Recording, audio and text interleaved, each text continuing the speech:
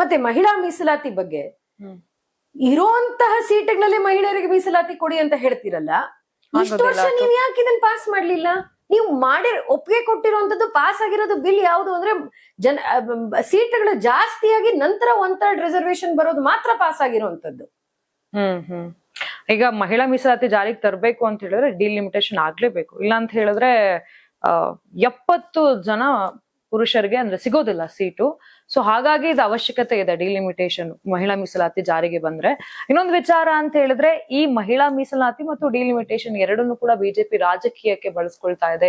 Election time ಹತ್ರ ಬಂತು, so ಹಾಗಾಗಿ ಈ ರೀತಿಯಾಗಿ ನಮ್ಮ ದೇಶದಲ್ಲಿ ಯಾವಾಗ ಎಲೆಕ್ಷನ್ ನಡೆಯಲ್ಲ, ಯಾವ ಕ್ವಾರ್ಟರಿನಲ್ಲಿ ಎಲೆಕ್ಷನ್ ನಡೆಯಲ್ಲ, ವರ್ಷದ ಎಲ್ಲಾ ಕ್ವಾರ್ಟರ್ಲೂ ಎಲೆಕ್ಷನ್ ನಡ್ಕೊಂಡು ಬರುವಂತದ್ದೇ. ಯಾವ ಎಲೆಕ್ಷನ್ ಅದಕ್ಕೆ ನಾವು 1 ನೇಷನ್ 1 ಎಲೆಕ್ಷನ್ ಬಗ್ಗೆ ಮಾತಾಡ್ತಾ ಇರೋದು. ಯಾವಾಗ್ಲೂ ಎಲೆಕ್ಷನ್ ನಡೀತಾ ಇರುತ್ತಲ್ಲ.